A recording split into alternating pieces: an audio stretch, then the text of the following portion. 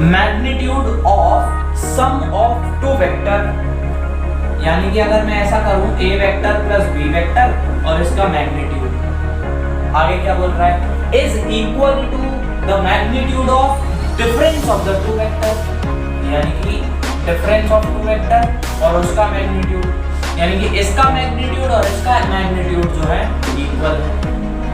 तो अपन को इन दोनों वेक्टर के बीच में एंगल निकालना है। इसका क्या है कि इधर जो है ना वो 2i है और इधर जो है वो 3j है ना, यही तो है इसकी वेलोसिटी।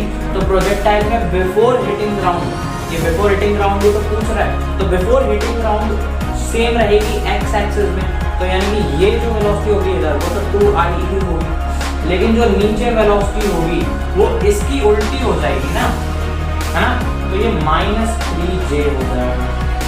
ये 3j अगर नीचे करोगे तो minus. Hello everybody, myself Aryan Shukla, welcome to Shukla learning point. तो यार आज के वीडियो में हम लोग क्लास 11th वेक्टर्स से जो भी प्रीवियस ईयर क्वेश्चंस आए नीट में या फिर AIPMT में, ठीक है, वो सारे डिस्कस करेंगे।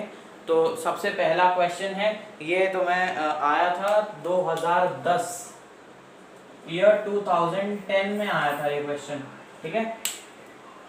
अच्छा चलो क्वेश्चन पढ़ते हैं। एक पार्टिकल है, a particle has initial velocity 2i cap plus 3j cap and acceleration 0.3i cap plus 0.2j cap. The magnitude of velocity after 10 seconds will be, यानी कि यहाँ पर आपको क्या क्या गिवन है, देखो एक्सेलरेशन का फॉर्मूला क्या होता है, एक्सेलरेशन का फॉर्मूला क्या होता है, v2 vector minus v1 vector, that is final vector minus initial, मतलब final velocity minus initial velocity upon time, है ना। एक्सेलरेशन भी तो एक वेक्टर है ना, तो acceleration is equal to final velocity minus initial velocity upon time, ये फॉर्मूला अपन यूज करेंगे। अब यहाँ पर अपन को a1 क्या है, a1 ये है, मतलब a वेक्टर जो है वो ये है, 0.3 एक्सेलरेशन साफ साफ दिया है, तो एक्सेलरेशन की जगह अपन ये पुट कर देंगे। उसके बाद जो वेलोसिटी है, ये कौन सी वेलोसिटी है, इनिशियल वेलोसिटी क्लियरली दिया है, तो v1 की वैल्यू मिल गई 2i प्लस 3j, ठीक है। टाइम की वैल्यू मिल गई 10 सेकंड और हमें फाइनल वेलोसिटी फाइंड करनी है, ठीक है। तो चलो फाइंड करते हैं फटाफट, इस फॉर्मूले में पुट करते हैं। तो देखो क्या करना था, एक्सेलरेशन यानी कि 0.3i cap plus 0.2j cap, ये एक्सेलरेशन की वैल्यू है, ठीक है, that is equal to final velocity जो कि हमें निकालनी है, let it be v2 vector minus v1 vector, v1 vector क्या है, इनिशियल वेलोसिटी, इनिशियल वेलोसिटी क्या है 2i cap plus 3j cap, है ना, और अपॉन में करना है टाइम, टाइम क्या है 10 सेकंड्स, तो 10 लिखते हैं, यूनिट बाद में लिखेंगे, ठीक है। तो ये 10 आ गया time, after 10 second we have to find out the final velocity. अच्छा अब आप 10 का मल्टीप्लाई अगर आप इसमें करोगे तो ये क्या आ जाएगा, 3i कैप प्लस, एक मिनट मैं सॉल्व करके बता देता हूँ, 0.3i cap plus 0.2j cap में आपको मल्टीप्लाई करना है 10 का, and that will be equal to v2 vector minus, अच्छा अब अपन ब्रैकेट खोल रहे हैं यहाँ पर, तो minus into plus is minus, तो माइनस 2i कैप और ये माइनस 3j कैप आ जाएगा, है ना। जब 10 का मल्टीप्लाई करोगे तो ये आ जाएगा 3i cap plus 2j cap, that is equal to v2 vector minus 2i cap minus 3j cap. जब इस वाले को इस साइड में लेके आओगे तो इधर माइनस में, तो इधर प्लस में आ जाएगा, तो ये आ जाएगा 3i cap plus 2i cap plus 2j cap plus 3j cap is equal to v2 vector. तो v2 वेक्टर की क्या वैल्यू आएगी, 3 plus 2 5i cap, 3 plus 2 5j cap, v2 vector. अब ये v2 वेक्टर आ गया और उसने क्या पूछा है, मैग्नीट्यूड। तो अगर आपको वेक्टर पता हो तो मैग्नीट्यूड कैसे निकालेंगे, जो भी मतलब i कैप के साथ क्या है 5 का स्क्वायर प्लस j कैप के साथ है 5, तो 5 का स्क्वायर और उसका अंडर रूट, तो आपको v2 वेक्टर का मैग्नीट्यूड मिल जाएगा। ये क्या है, v2 वेक्टर का मैग्नीट्यूड, ठीक है। तो ये आएगा 25 v2 वेक्टर का मैग्नीट्यूड, इसको 2 टाइम्स 25 लिख सकते हैं, v2 वेक्टर का मैग्नीट्यूड 25, अगर बाहर आ जाएगा स्क्वायर रूट 5 होता है, तो 5 रूट 2 v2 वेक्टर का मैग्नीट्यूड। तो इसका आंसर जो है सी ऑप्शन, यानी कि डायरेक्ट फॉर्मूला वाला जो है क्वेश्चन था ये, ठीक है। सेकंड क्वेश्चन 2013 में पूछा गया था ये। The velocity of a projectile at the initial point A, इस पॉइंट पे जो वेलोसिटी थी प्रोजेक्टाइल की, मतलब ये प्रोजेक्टाइल से है क्वेश्चन, ठीक है। तो प्रोजेक्टाइल की जो वेलोसिटी थी इस पॉइंट पे वो गिवन है 2 आई कैप, इसको अपन मान लेते हैं वेलोसिटी है v, ठीक है, that is 2 I cap plus 3 J cap, ठीक है। उसके बाद अब अपन को b इस पॉइंट पे वेलोसिटी निकालनी है, किस पॉइंट निकालनी है, b पॉइंट पे वेलोसिटी निकालनी है, ठीक है। b पॉइंट पे वेलोसिटी होगी क्या, it's velocity in metre per second at point b is. अच्छा, अगर प्रोजेक्टाइल मोशन होगा तो देखो इसका क्या है कि इधर जो है ना वो 2i है और इधर जो है वो 3j है ना, यही तो है इसकी वेलोसिटी। तो प्रोजेक्टाइल में बिफोर हिटिंग ग्राउंड, ये बिफोर हिटिंग ग्राउंड ही तो पूछ रहा है, तो बिफोर हिटिंग ग्राउंड सेम रहेगी एक्स एक्सिस में, तो यानी कि ये जो वेलोसिटी होगी इधर वो तो 2i ही होगी, लेकिन जो नीचे वेलोसिटी होगी वो इसकी उल्टी हो जाएगी ना, है ना, तो ये -3j हो जाएगा। ये 3j अगर नीचे करोगे तो माइनस हो जाएगा, यानी कि जो फाइनल वेलोसिटी आएगी, ये v मान लिया अपन ने, इसको v डैश मान लो, तो v डैश क्या हो जाएगा 2i कैप -3j, यानी ये आ गई final velocity in metre per second, यानी कि इसका आंसर सी होगा। हमारा थर्ड क्वेश्चन देख लो यार। थर्ड क्वेश्चन, ये वाला क्वेश्चन जो आया था ना, ये 2015 में आया था। क्या कह रहा है, अगर वेक्टर है a और वेक्टर है b, ठीक है, इसमें ये t के फंक्शन के रूप में दिए गए हैं ये vectors, they are functions of time, then the value of t, अपन को t की वैल्यू निकालनी है, at which they are orthogonal to each other, orthogonal यानी they are perpendicular to each other. अब देखो अगर वेक्टर a और वेक्टर b परपेंडिकुलर हैं, तो हमने पढ़ा था कि अगर दो वेक्टर परपेंडिकुलर हो तो उनका डॉट प्रोडक्ट अगर आप करोगे, स्केलर प्रोडक्ट डॉट प्रोडक्ट अगर आप करोगे तो वो 0 आएगा, है ना, यानी कि यहाँ पर अगर आप a डॉट b करते हो तो वो 0 के इक्वल आएगा।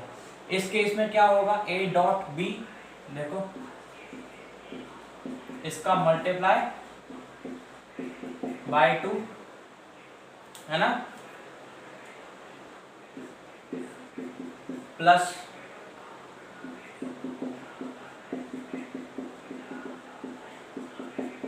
इसका मल्टीप्लाई इससे, दैट इज इक्वल टू 0। अब देखो यार यहां पर सीन दे, cos a, इसको अपन a मान लो, cos b, cos ये किस फॉर्म में आ गया, cos a cos b, ये बीच में प्लस, ये आ गया sin a sin b, किसके इक्वल होता है, cos a माइनस b के होता है। तो बस इसको अपन यूज कर रहे हैं, इसको कर देंगे cos a minus b, a की जगह आएगा ये और b की जगह आएगा ये, and that is equal to 0। कोई शक, ठीक है, और आगे सॉल्व करते हैं।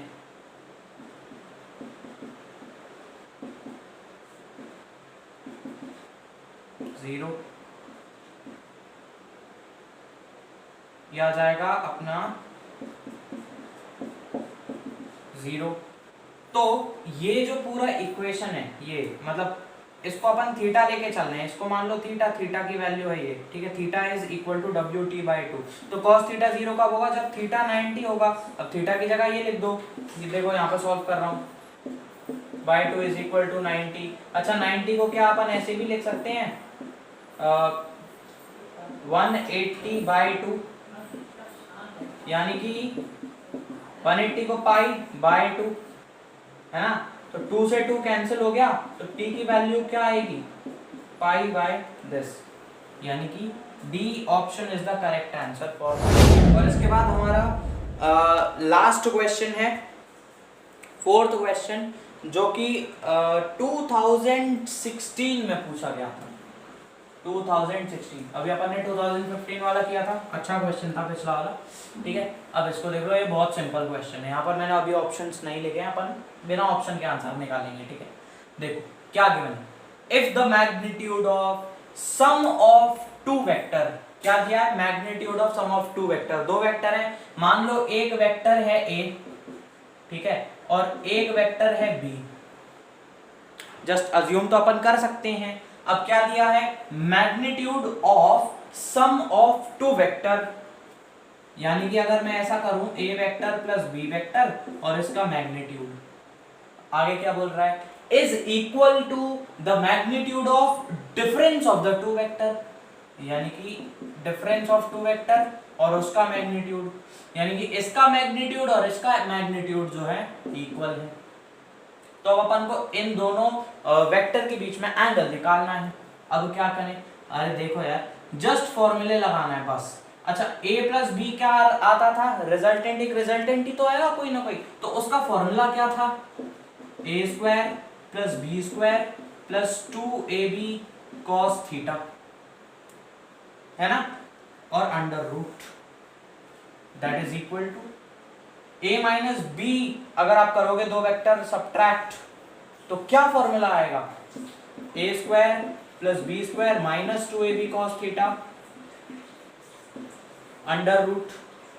अब squaring both the sides, square कर दो दोनों साइड को ताकि अंडर रूट उड़ जाए, स्क्वायरिंग बोथ द साइड्स। अगर आप दोनों साइड को LHS और RHS को जब आप स्क्वायर करोगे तो अंडर रूट हट जाएगा, क्योंकि अंडर रूट यानी कि 1/2 और उसका आपने स्क्वायर कर दिया, पावर मल्टीप्लाई हो जाएंगी और अंडर रूट हट जाएगा, ठीक है।